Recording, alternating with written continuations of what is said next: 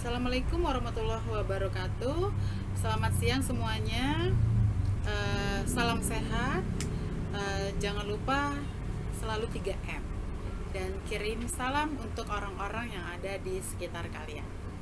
Oke, pada kesempatan siang hari ini, Ibu akan mengajarkan kalian mengenai sarana dan prasarana event serta proses pelaksanaan daripada event itu sendiri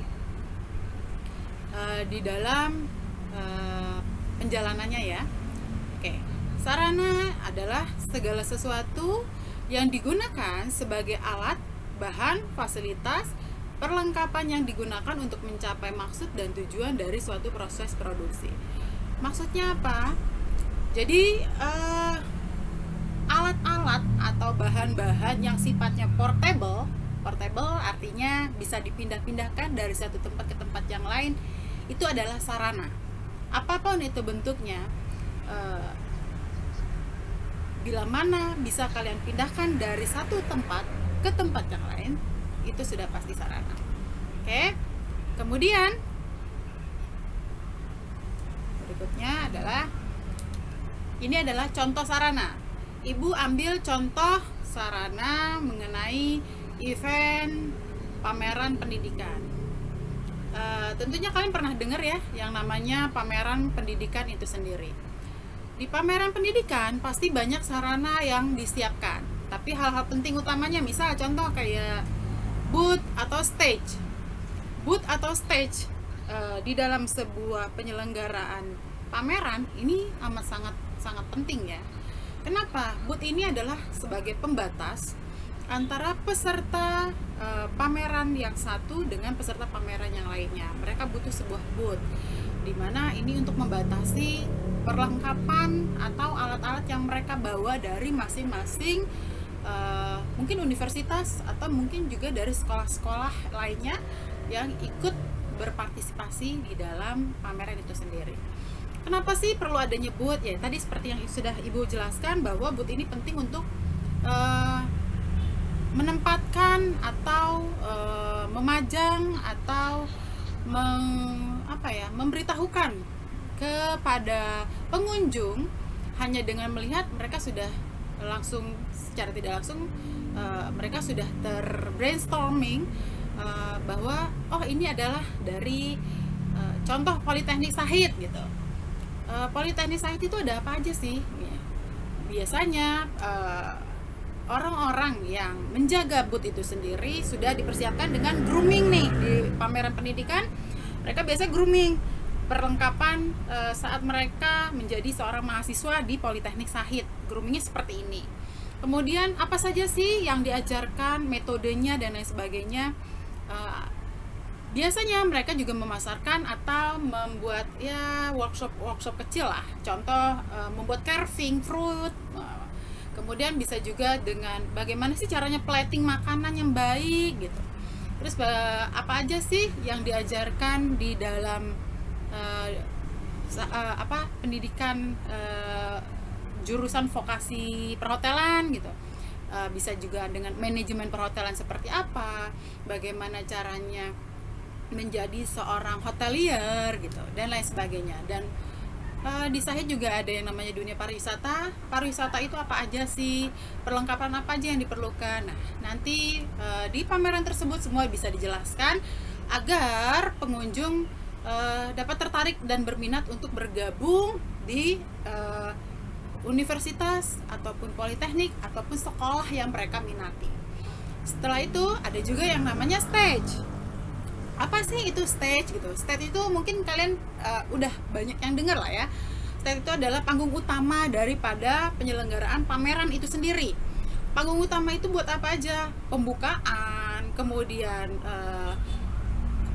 pertunjukan seni atau pertunjukan pendidikan atau mungkin juga lomba ketangkasan atau lomba cerdas cermat ya. Atau kalau sekarang apa ya namanya Ibu tidak begitu mengikuti tren lomba pendidikan sekarang seperti apa. Yang Ibu tahu misalnya lomba membuat robotik gitu ya.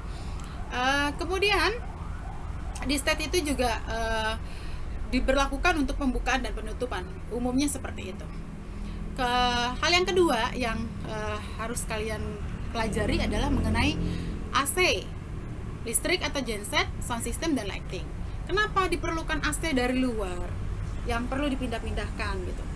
AC ini biasanya AC converter, biasanya mereka meletakkannya di pojok-pojok dari gedung supaya tidak tersenggol dengan pengunjung, supaya tidak rusak dan lain sebagainya. Biasanya mereka memang menempatkan di tempat-tempat yang tidak dilalui oleh pengunjung pada umumnya. Kenapa AC, listrik genset atau sound system dan lighting ini perlu ada tambahan?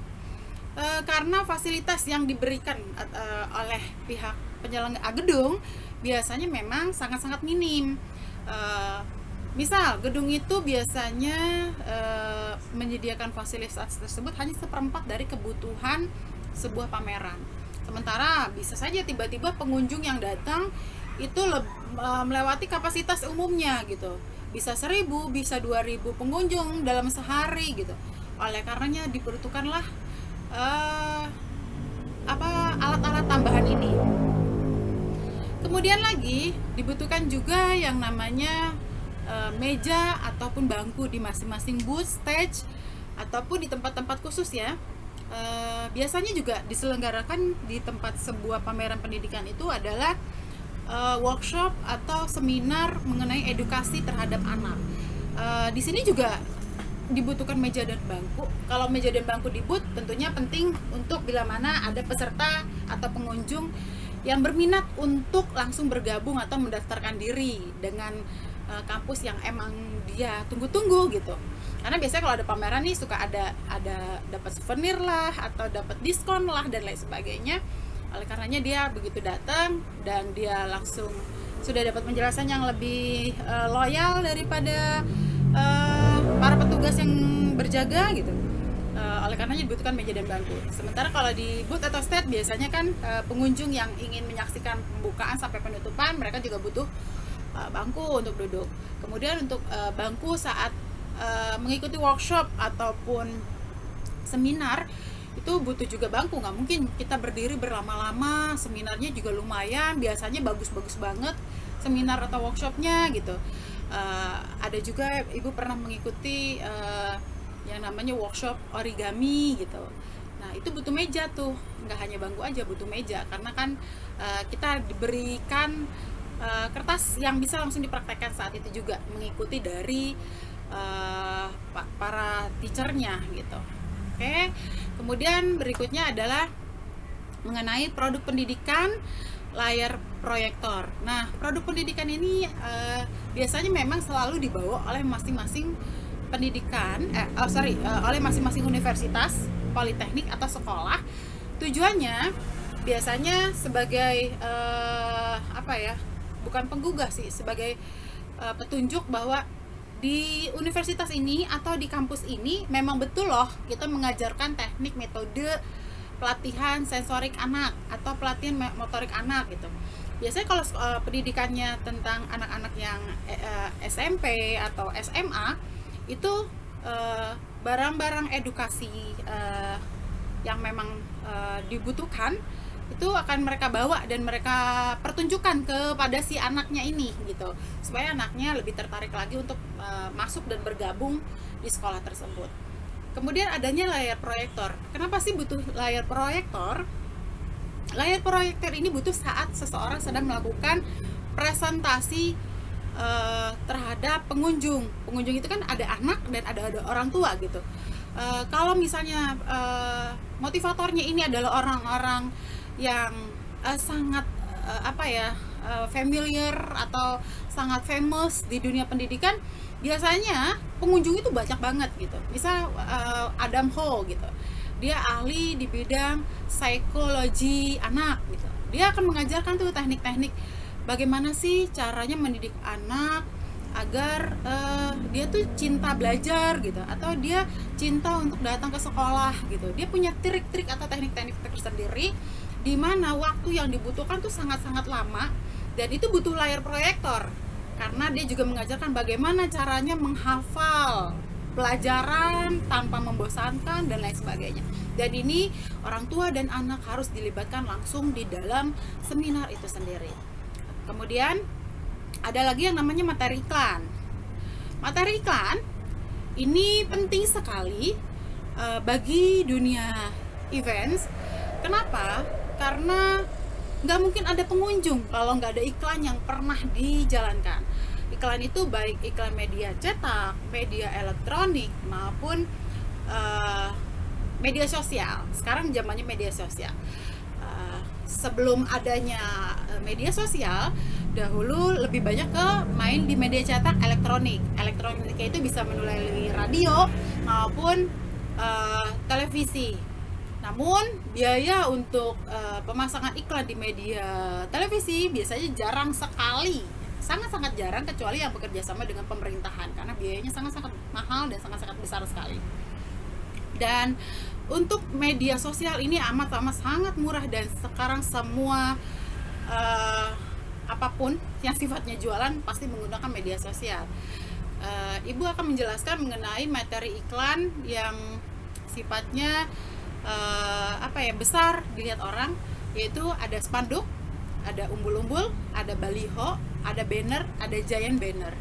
Jadi kalau spanduk, kalian pernah lihat ya, spanduk sebenarnya hampir sama dengan yang namanya baliho.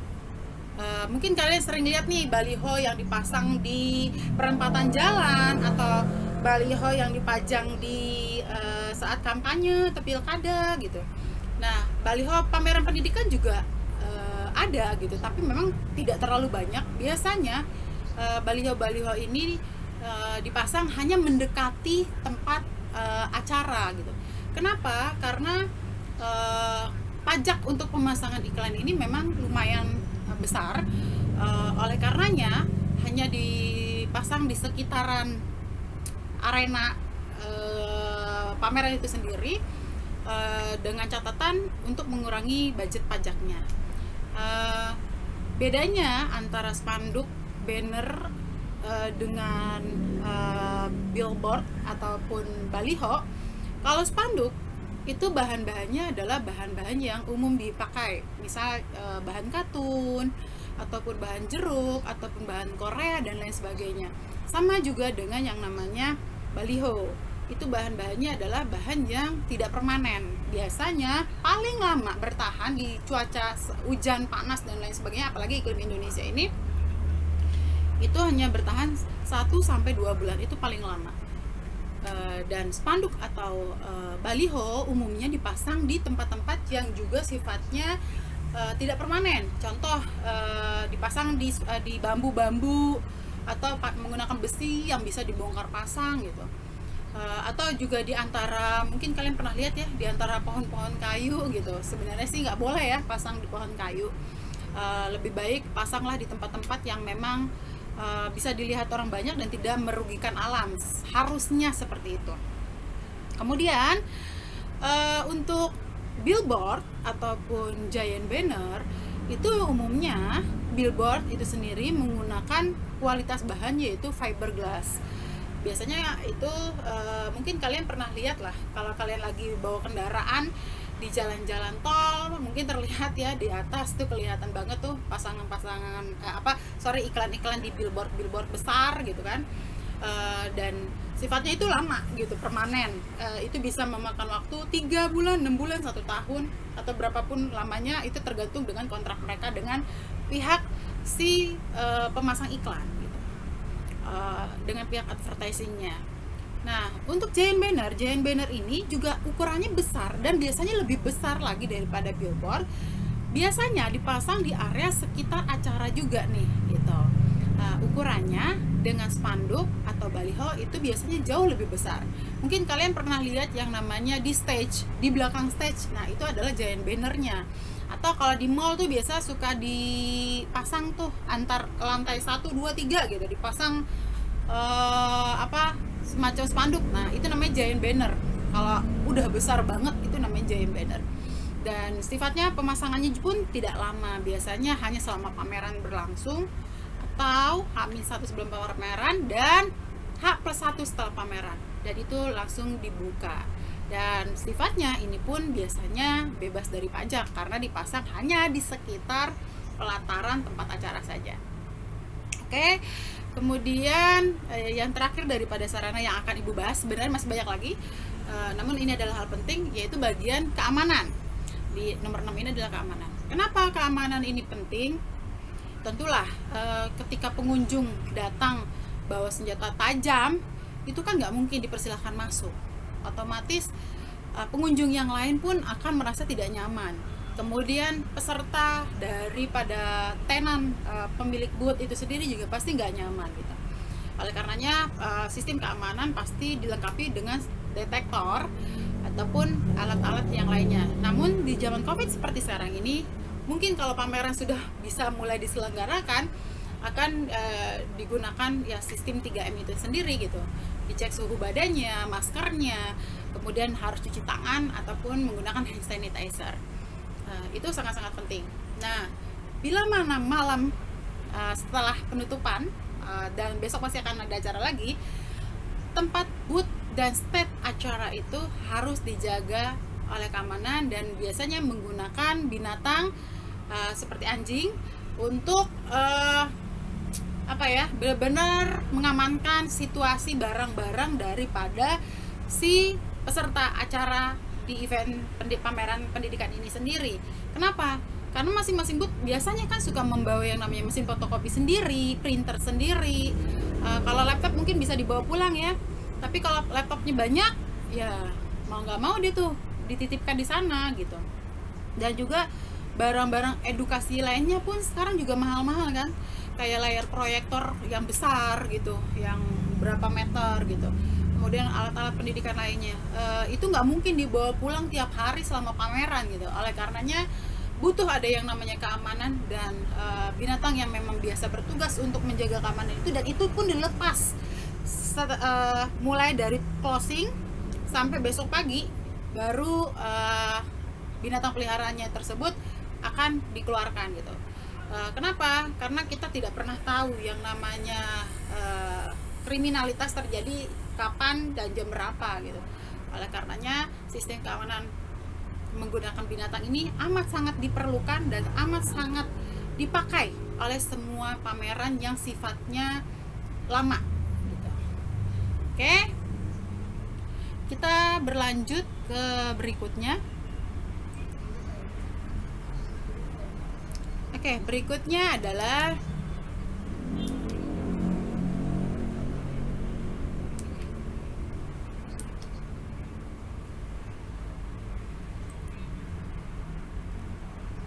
prasarana. Prasarana yaitu segala sesuatu yang menjadi penunjang utama terselenggaranya sebuah usaha atau kegiatan. Dalam hal ini sarana dan prasarana produksi event organizer. Maksudnya apa? Prasarana ini adalah sesuatu yang sifatnya permanen, tidak bisa dipindah-pindahkan. Contoh gedung gitu kan. Gedung nggak mungkin dipindah-pindahin setiap saat gitu. Hotel nggak mungkin dipindah-pindahin setiap saat. Balai, convention dan lain sebagainya itu tidak bisa dipindah-pindahkan. Kemudian ada lagi yang namanya kamar, itu nggak mungkin dipindah-pindahin gitu. Nah, makanya itu disebut dengan prasarana. Jadi mulai dari sekarang kalian sudah bisa membedakan ya apa yang namanya sarana dan apa yang menjadi prasarana. Jangan bingung lagi kalau orang lain itu bertanya kepada kalian apa sih bedanya sarana dan prasarana, karena di sini sudah Ibu jelaskan dan Ibu sudah memberikan contoh-contohnya. Oke, kemudian Ibu akan memberikan contoh prasarana event pameran pendidikan. Untuk prasarana pameran pendidikan biasanya kita menggunakan gedung, hotel, balai, atau convention. Nah, kenapa harus di gedung? Kenapa harus di hotel? Kenapa harus di balai? Yang pertama, nyaman, ya kan? Nyaman. Nyamannya apa? Mulai dari tempat parkir. Parkiran pasti cukup berapapun ribu pengunjung gitu. Yang namanya gedung dia sudah prepare. Kalau seandainya jumlah pengunjung yang datang berapa ribu, mereka sudah siap di mana saja mereka harus menempatkan para pengunjung kendaraannya, baik itu kendaraan roda 2 maupun kendaraan roda 4. Kemudian hotel, apalagi sistem keamanan mereka sudah ada dari pihak hotel, ya kan? Jadi pihak IO tidak perlu lagi mencari keamanan dari luar, keamanan tambahan dari luar. Security-nya sudah ada, kemudian anjing pelacaknya pun juga sudah ada, itu jauh lebih aman lagi. Kemudian AC-nya pun sudah ada, sudah lebih dingin gitu kan. Ada ruang tunggunya juga lagi, ada lobbynya gitu. Nah, kemudian balai. Nah, kalau balai sama dengan gedung gitu, sudah ada tempat parkirannya. Cuman umumnya di balai ini memang alat-alat seperti sarana yang tadi Ibu sebutkan, contoh seperti AC, listrik, kemudian lighting itu agak kurang. Oleh karenanya pihak IO atau penyelenggara itu melakukan kerjasama dengan pihak vendor lainnya untuk dapat memenuhi kebutuhan daripada pameran itu sendiri. Oke, berikutnya adalah ATM Center.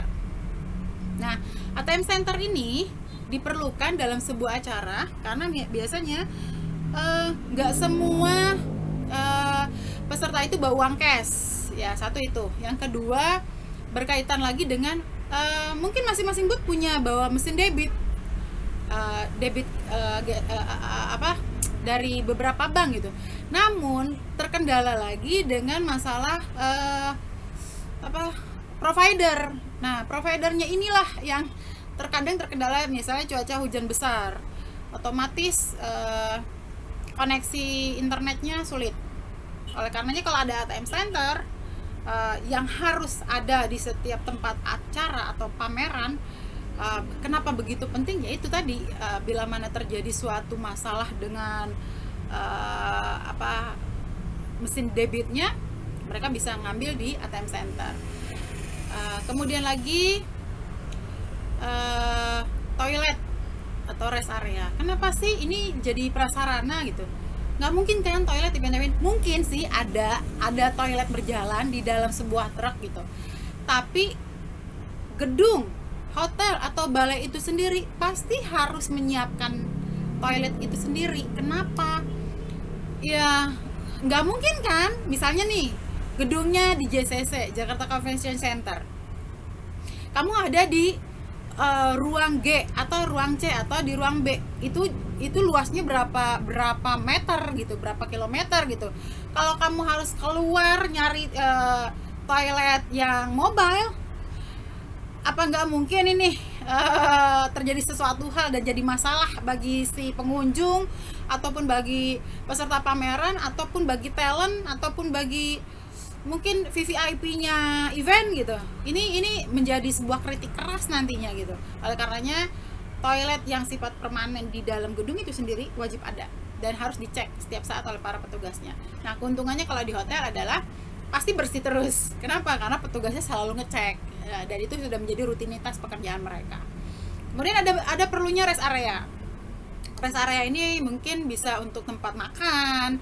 Rest areanya ini bisa untuk tempat bagi yang pria merokok, karena di dalam sebuah acara pameran itu AC-nya kan dingin banget ya. Biasanya kalau kalian sering yang namanya ke JCC, AC-nya dingin banget. Mereka butuh ke rest area untuk menghangatkan badannya mereka. Terus mereka juga sambil makan, mereka juga sambil bagi yang muslim mungkin melaksanakan ibadah sholat gitu. Nah, bagi ibu-ibu yang menyusui biasanya kan suka banyak tuh, apalagi bawa anaknya, apalagi acara pendidikan gitu ya.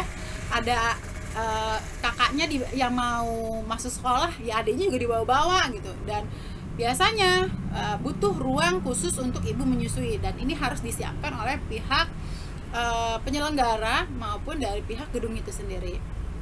Oke, beralih ke yang nomor 4 adalah mengenai media atau tempat pemasangan iklan ini sendiri. Tadi Ibu sudah bahas ya sebelumnya.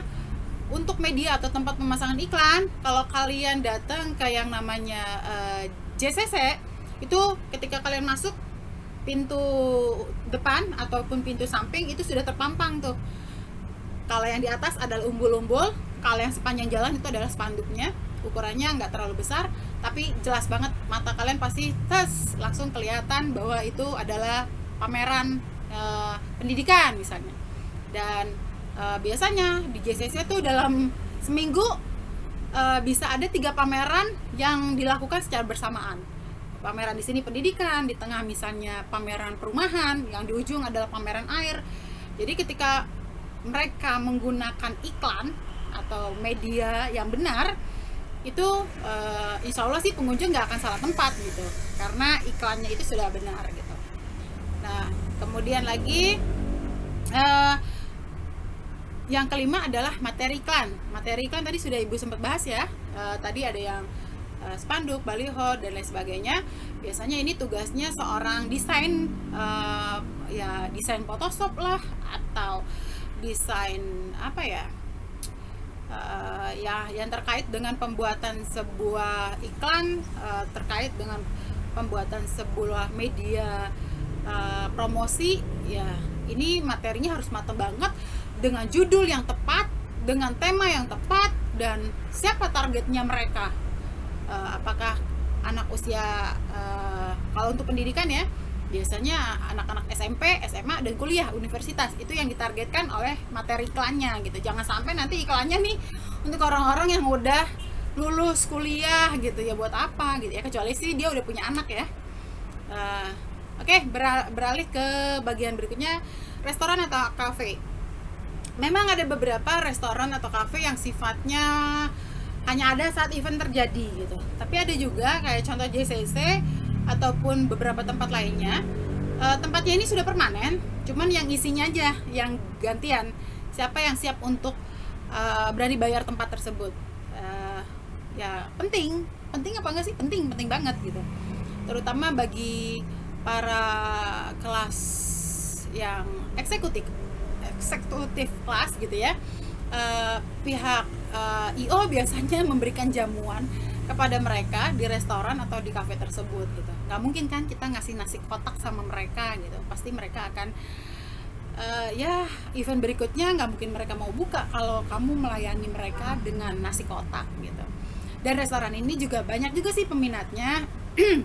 Biasanya bagi mereka yang tidak dapat menemukan tempat makan terdekat, ya mau nggak mau harus ke restoran atau ke kafe tersebut. Dan harganya memang relatif lebih mahal, karena itu sifatnya adalah tidak permanen. Harga sewa tempat restoran dan kafe di tempat pameran itu juga sangat-sangat mahal dibandingkan dengan mereka jualan di tempat-tempat pada umumnya. Dan restoran atau kafe yang permanen ini masuk dalam salah satu prasarana dari event sebuah pameran. Oke. Sarana dan prasarana selesai. Kita akan membahas mengenai bagaimana sih proses pelaksanaan dari sebuah event tersebut. Nah, sebuah event itu pasti melalui proses atau tahap pelaksanaannya. Nah, kenapa sih event ini sekarang menjadi sebuah yang booming? Kenapa menjadi sesuatu yang happening, bisa dilakukan oleh semua orang? Boleh belajar dari sekarang. Kalian adalah salah satu calon entrepreneur bidang events. Ya sayang kalau kalian sia-siakan gitu, karena hal ini bisa dilakukan tanpa modal gitu. Event ini menjadi happening di Indonesia. Kalau di luar negeri udah terjadi jauh-jauh, beberapa tahun belakangan lah ya. Kita malah justru mencontek lah dari mereka. Nah, hal ini dilakukan di Indonesia lah ya. Kita bahas di Indonesia karena faktor orang-orang tuh udah sibuk bekerja. Jadi kalau orang udah sibuk kerja, misalnya contohnya wedding organizer, kenapa sekarang ini banyak menjamur di Indonesia gitu? Karena orang ketika sudah sibuk bekerja, apalagi pekerjaan yang membutuhkan waktu 24 jam dalam pekerjaannya, dia nggak akan punya waktu tuh untuk yang namanya ngurusin, saya mau menikah, saya butuh apa aja. Mereka udah pusing untuk ngurusin ini. Oleh karenanya mereka butuh orang-orang WO yang bisa menjalankan pekerjaan yang dia mau. Apa yang dia mau, apa yang dia inginkan, itulah menjadi seorang WO-nya. Dia jalankan. Dan kenapa menjadi laku dunia WO ini? WO ini menjadi laku dikarenakan faktor satu, budgetnya jauh lebih murah karena WO sudah bekerja sama nih dengan para pihak vendor, Contohnya hotel, gedung, kemudian catering, kemudian lagi mungkin dengan penyewaan pakaian, kemudian lagi dengan para fotografer dan lain sebagainya gitu. Harganya yang diberikan kepada pihak WO itu biasanya jauh lah lebih miring dibandingkan dengan si klien ini sendiri yang mendatangi masing-masing vendor gitu. Biasanya kan harus nawar sendiri, ini sendiri, itu sendiri gitu. Itu memakan waktu. Tapi kalau kita memberikannya pada jasa WO, ya udah tinggal beres. Mereka pekerjaannya pun tidak terbengkalai. Sementara apa yang mereka inginkan sesuai gitu. Ya, nggak mungkin 100% sesuai sih gitu. Nah, kalau untuk dunia IO itu kan sama dengan WO. Bedanya kalau IO itu melakukan proses pameran atau insentif bagi karyawan gitu. Ini untuk kebutuhannya dari masing-masing si vendor, si tenan gitu, si klien. Kliennya mau apa gitu. Contoh seperti pendidikan. Dari Kementerian Pendidikan ingin menyelenggarakan pameran pendidikan. Tujuannya untuk apa ya? Supaya anak-anak sekarang itu tidak ada lagi yang namanya tidak lulus SMA gitu. Oleh karenanya Kementerian Pendidikan mengundang para IO untuk datang untuk memenuhi apa maunya dari kementerian itu sendiri. Apa targetnya mereka? Apa yang akan dilakukan ketika pameran itu berlangsung.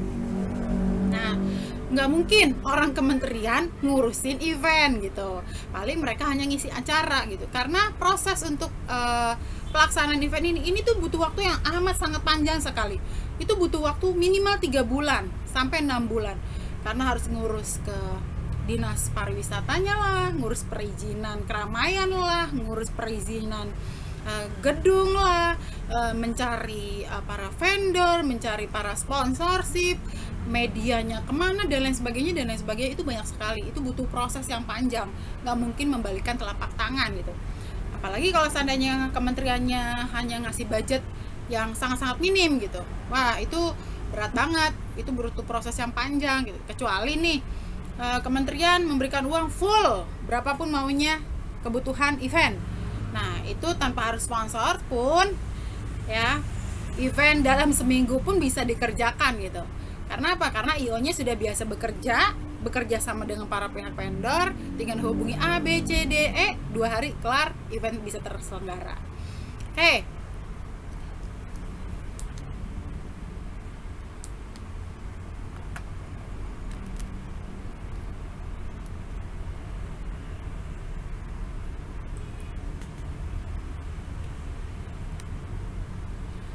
Nah, untuk memulai pekerjaan seorang event organizer perlu memperhatikan beberapa aspek. Yang pertama adalah pengalaman. Kenapa penting sih sebuah pengalaman? Wah, itu adalah suatu hal yang sangat-sangat mahal, sangat-sangat berbeda antara IO satu dengan IO yang lainnya. Pasti pengalamannya itu berbeda-beda. Karena prosesnya beda-beda. Ada IO yang biasa menyelenggarakan konser musik gitu ya. Itu pasti akan beda dengan IO yang biasa menyelenggarakan pameran. Pasti akan beda dengan IO yang biasa menyelenggarakan untuk award para sales sebuah perusahaan. Tentu beda juga dengan IO yang biasa menyelenggarakan kegiatan festival karnaval. Tentu akan beda juga dengan IO yang biasa menyelenggarakan acara olahraga seperti SEA Games tahun 2018 kemarin gitu. Kenapa poin-poinnya itu berbeda-beda dan ini harus kita pelajari? Ini perlu kita pelajari, ini perlu kita tanya. Ini butuh proses panjang. Dan ketika kita mengalami yang namanya diomelin orang, dicaci maki orang, dikerjain orang, disuruh bolak-balik, disuruh ini dan itu adalah yang namanya sebuah pengalaman gitu. Nggak semua orang mengalami hal yang sama, pengalamannya beda-beda. Ada orang yang tanpa perlu bersusah payah gitu ya, gampang-gampang aja tuh ketemu untuk bagian bidang perizinan. Ada juga orang yang ya ampun udah bolak-balik, ini kok susah banget ya ngurus perizinan. Kenapa? Ya itu belajar lah. Dari situ justru kalian harus mempelajari apa alasannya orang ini mempersulit saya, kenapa gitu. Pasti ada solusinya kok, nggak mungkin nggak ada solusinya. Kenapa sih saya nyari sponsor tuh susah banget gitu. Banyak banget, nggak 1-2 orang. Karena apa? Yang ngajuin ke mereka itu bukan kamu doang gitu. Banyak banget orang yang mengajukan permohonan proposalnya gitu. apalagi perizinan. Nggak cuma kamu doang yang mau menyelenggarakan kegiatan atau acara, banyak banget orang di luar sana gitu. Kamu siapa gitu. Jadi kalau ketika kamu mengalami sebuah kesulitan, pelajari polanya. Nah, itulah yang menjadi sebuah pengalaman gitu. Jangan mengatakan, Bu, saya belum pernah nih, Bu, terjun di dunia organizer gitu. Nggak mungkin. Dalam seumur hidup kamu tidak pernah yang namanya bekerja dalam sebuah organizer, tuh nggak pernah mungkin. Contoh, hal terkecil aja di keluarga kamu. Misalnya kamu di sekeluarga ingin menyelenggarakan yang namanya jalan-jalan atau piknik keluarga. Mau kemana? Ke Bandung, yang paling dekat gitu. Pasti kamu udah nyari-nyari, ke Bandung mau ke sini yuk, ke Lembang yuk. Nah, ke Bandung kita mau ke Dago yuk, atau ke Bandung kita kunjungin Asia Afrika yuk gitu. Itu udah mengorganize namanya gitu. Nanti kita makan siangnya di sini yuk gitu. Kita nanti habis dari sini kita nginep di sini. Itu sudah organize gitu. Jadi kalau dalam seumur hidup orang tidak pernah melakukan organize, itu nggak mungkin. Setiap orang dalam hidupnya dari bangun tidur sampai mau tidur lagi itu pasti diorganize.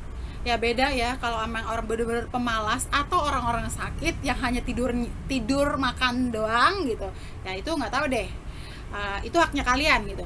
Tapi sayang banget kalau kalian kerjanya cuma tidur, makan, nggak melakukan sebuah kegiatan dan tidak produktif dalam diri kalian. Ya kalian akan menyesal seumur hidup kalian gitu. Ketika orang-orang udah sukses gitu ya, kalian baru melek mata. Ya itu salahkanlah diri kalian dari sekarang gitu. Ya, jadi pengalaman itu penting. Sesusah apapun, sesulit apapun, nikmatilah. Itulah yang namanya sebuah pengalaman, itulah yang namanya sebuah proses yang menjadikan kalian ahli di bidangnya. Oke. Kemudian yang kedua adalah teamwork. Teamwork ini penting, bekerja sama dalam sebuah tim. Makanya kenapa kemarin Ibu bilang buatlah kelompok gitu. Kenapa kalian harus buat kelompok?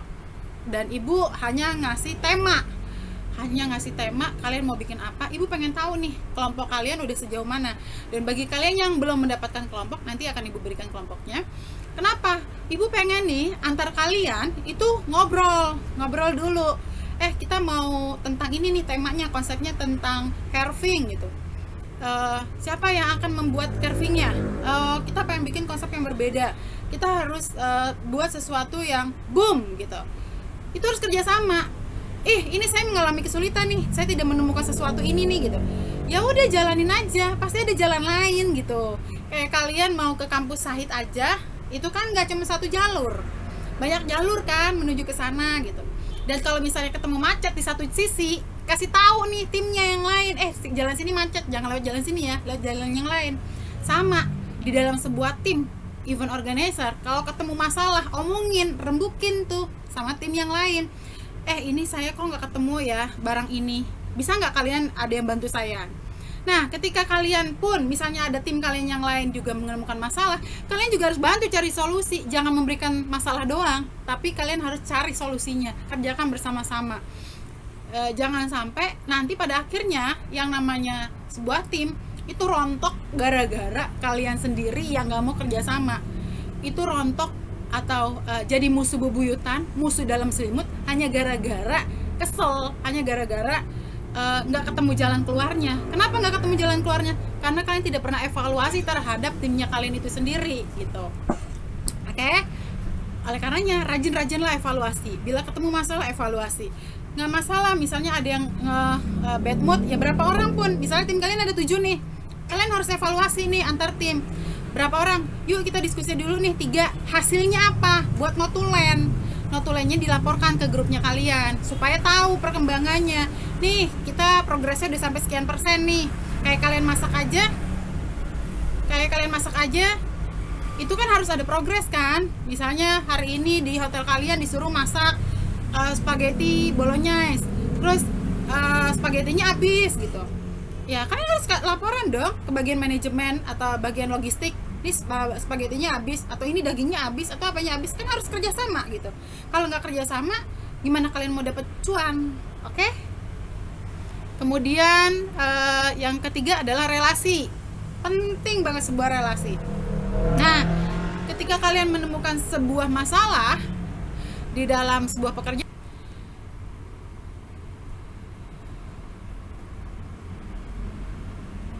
masalah itu artinya kalian ketemu orang baru dong.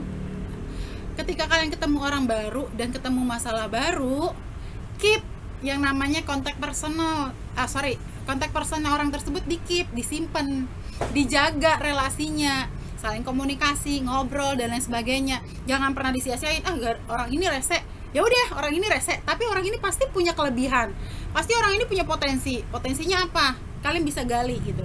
Tetap jaga hubungan baik gitu. Jangan sampai nih kebutuhan kalian sudah terpenuhi, tapi kalian nggak mau menjaga. Contoh, banyak kasus yang pernah ibu temui di teman-teman kalian ataupun senior kalian, itu sudah deal dengan pihak yang mau menjadi sponsor. Dealnya lumayan besar-besaran, ada yang sampai 5 juta, 10 juta, 15, bahkan sampai 20 juta. Ya, ibu kasih tahu deh, contohnya kayak Telkomsel, pernah kita sudah deal sampai 20 juta. Masalahnya adalah mereka sudah MOU gitu. Mereka sudah pegang MOU satu sama lainnya, tapi tidak pernah komunikasi, tidak pernah ada yang namanya saling sapa gitu.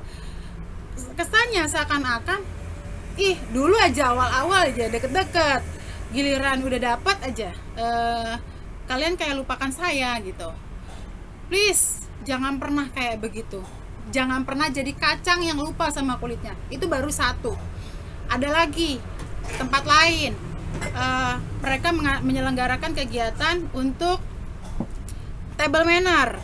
Itu pesertanya 100 orang. Udah di tangan kan? Ibu bilang, tolong jaga relasinya, ngobrol terus, datengin tuh tempatnya itu, orang-orangnya siapa aja didata, di list gitu. Ya kita memang harus menjamu orang gitu, karena orang itu memberikan prospek yang besar terhadap kita, memberikan keuntungan yang besar terhadap kita gitu. Tapi mereka nggak pernah mau menjaga itu. Oleh karenanya, akibat yang didapatkan adalah orang itu menggunakan jasa IO lain. Coba bayangin, seharusnya mereka bisa dapat keuntungan 10-20 juta. Gara-gara mereka yang nggak pernah menjaga relasi, mereka yang terlalu angkuh dan sombong, lepaslah semua. Akibatnya tidak dapat apa-apa. Oke, ya dapatlah sebuah pengalaman bahwa relasi itu penting untuk dijaga. Oke, berikutnya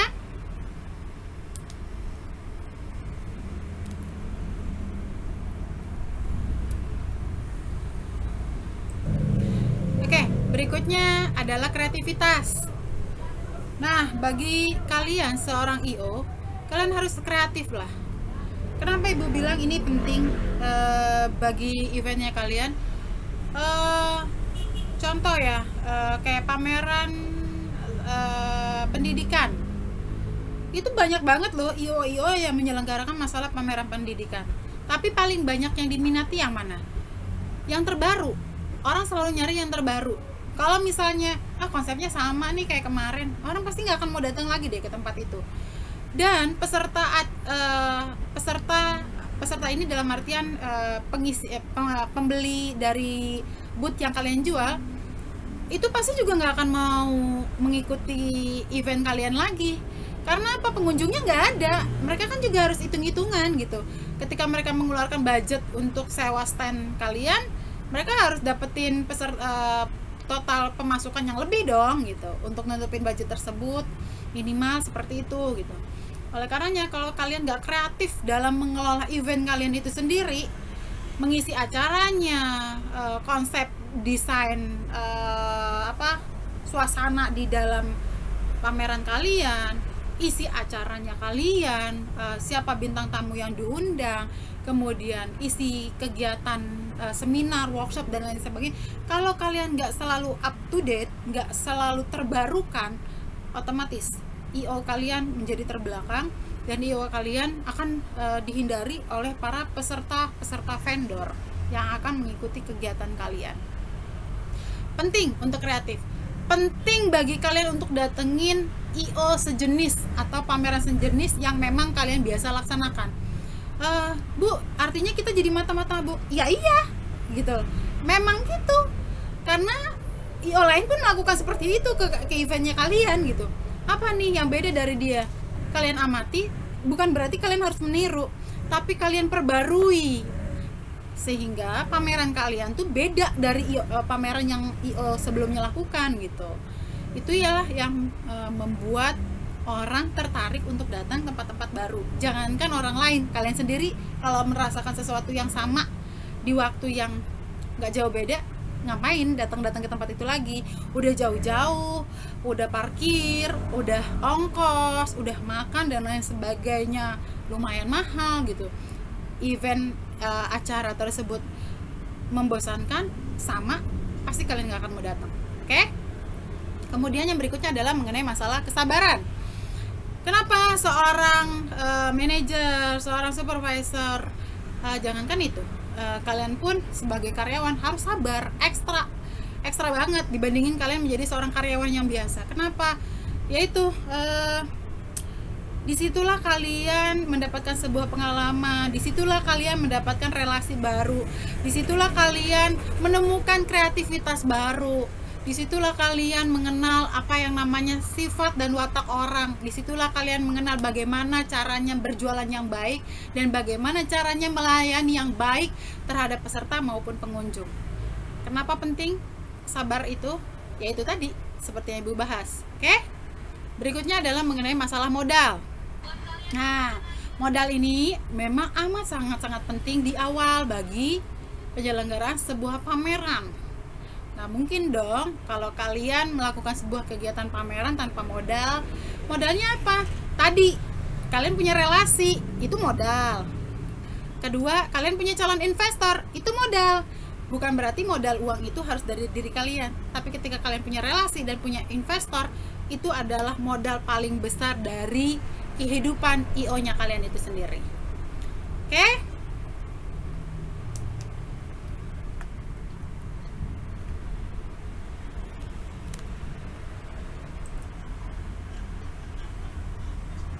Oke. Berikutnya, ternyata selesai. Oke. Jadi untuk perkuliahan hari ini kalian bisa mengulang kembali dari awal. Bila mana ada yang terlewat, kalian bisa skip, kalian bisa catat seperti apa. Nanti Ibu akan memberikan kuisnya di Elsa. Cukup sekian dari Ibu untuk materi perkuliahan mengenai sarana dan prasarana dalam sebuah event organizer. Kalian bisa mempelajarinya dari awal lagi secara lengkap. Ibu ucapkan terima kasih karena kalian sudah mau belajar.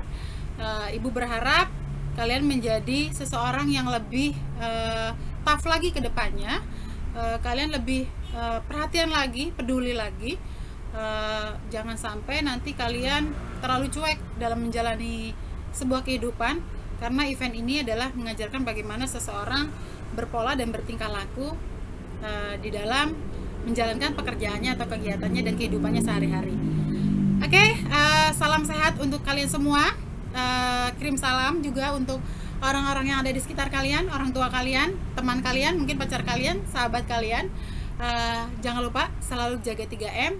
Dan wabillahi taufiq wal hidayah. Wassalamualaikum warahmatullahi wabarakatuh.